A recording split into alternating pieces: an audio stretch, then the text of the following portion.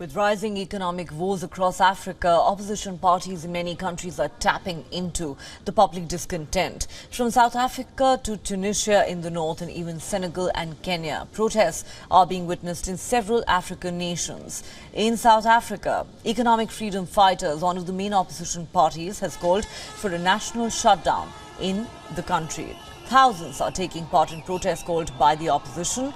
The third largest party in South Africa has called for protests against the rolling blackouts, increasing unemployment rate and recent corruption scandals. Other parties have also joined the protests. With national shutdown in full force, people have taken over the streets. In Pretoria, more than 80 people have been arrested in the last 12 hours across the country. The opposition party is calling for President Cyril Ramaphosa to step down. Meanwhile, the government has warned that any lawlessness and violence will not be tolerated. Disorder and anarchy will not be allowed in South Africa. We will not allow those who want to spread anarchy to do what they like here in South Africa. We are a constitutional democracy. Around 3,000 soldiers have been deployed, along with the police, crime intelligence and private securities, to prevent protests from turning violent. However, protesters could be seen clashing with security forces in Braamfontein in Johannesburg. Some protesters have reportedly been arrested. The High Court has not declared the shutdown illegal, but it did say that the EFF and its members are prohibited from shutting down schools, stores or businesses. The court further said the party cannot stop any trade or traffic on public roads. It's not a permission we're seeking. We are giving them information so that they can organize alternative routes. They confuse that to be seeking a permission. There is a constitutional court decision that nobody requires a permission to protest. Anti-government protests are being witnessed in Kenya, Senegal and Tunisia as well. People are expressing discontent against the high cost of living. In Tunisia, in Senegal, tensions are on the rise due to politically charged trial of main opposition leader Ousmane Sonko. If convicted, Sonko may be ineligible to stand as a candidate in the 2024 election. Kenyans too are expressing their anger.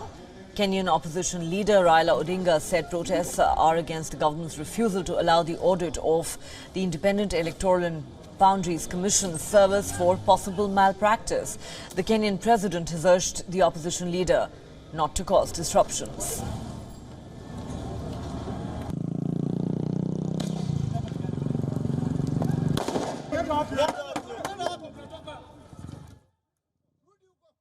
My good friend Raila Odinga, you cannot, enough is enough. You cannot continue to blackmail the country. And we have no problem with you organized demonstration.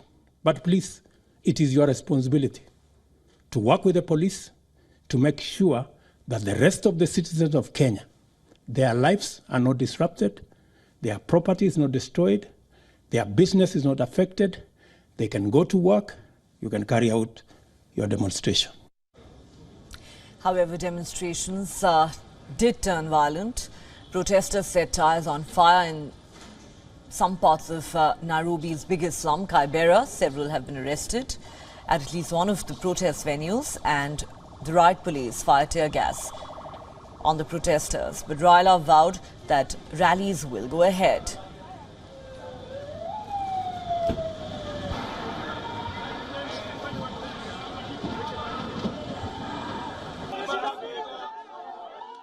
Take note that on 20th March of 2023, we have a date with destiny in Nairobi.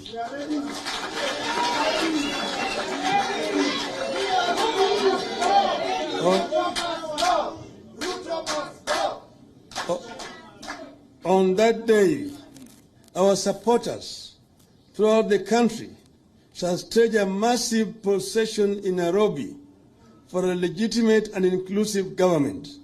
Save that date. We thank you and let the action begin. For more on this story, let's now go across to our correspondent, Calden Ongmu, who joins us live from Pretoria. Calden, what explains this outburst of anger that we're witnessing on the streets of these African nations, especially South Africa? Why is there so much anger among the people? Well, the South Africans are fed up. That's the point line. South Africans are fed up not just of high crime rate, they are fed up of unemployment rate, but they're also fed up, to add on to it, is the rolling blackouts, the load shedding that the country has been facing. Now remember, South Africa has been facing power energy crisis for the last few years, but just last year and this year alone, things have escalated. People have no electricity for up to 10 to 12 hours a day. Our country's economy has lost billions and billions of rand. Citizens are fed up. This is not the first protest that the country has seen. There has been a build-up of this national shutdown. Many civil organizations, opposition parties have had such similar protests. But today's protest is initiated by economic freedom fighters. They are the third largest opposition party in South Africa and popularly known for taking out large number of people when it comes to protests like this. Earlier, you must have witnessed round about 5,000 plus EFF supporters, as well as other political parties and civil organizations. They gathered in Church Square in Pretoria, where the EFF president, Julius Malema, addressed the crowd. They are marching in the streets of Pretoria, where I marched halfway, and then they will be making their way here at Union buildings, where various leaders of the opposition party and civil organizations will be addressing the people. Julius Malema in his address were telling people, South Africans now, you must just stand up to the government and say, President who cannot take charge of the country must step down. He must give an opportunity to another person who can really take this country forward. In terms of economy, you look at in terms of economy in South Africa. South Africa is dragging. This is what the president of EFF had to say. Currently, as we speak, there are other parts of the country where similar protest is taking place. In Johannesburg, last night we saw students were demonstrating in the streets of Brown in Johannesburg. Police this morning updated saying around about 80 people have been arrested so far since last night. They have been invigilating the area. There are lots of boots on the ground. We've seen a large visibility of police presence, military presence, choppers, everything. So the EFF really, when they called this protest, they said it is a national shutdown. Everything must come to a standstill. Even though in few areas we've seen businesses as usual, but if you walk in terms of the CBDs of Pretoria and Johannesburg, most of the businesses are indeed closed. Even gas filling stations are closed, fearing the repeat of what happened in 2021 in July of looting. But so far, the protests have been peaceful. The protesters are just marching on the street. The police is with them. A large number of police presence walking with the protesters on the street, along with the leaders of opposition party and civil organizations. All right, Calden, thanks for bringing us all those details. We'll come back to you later for more.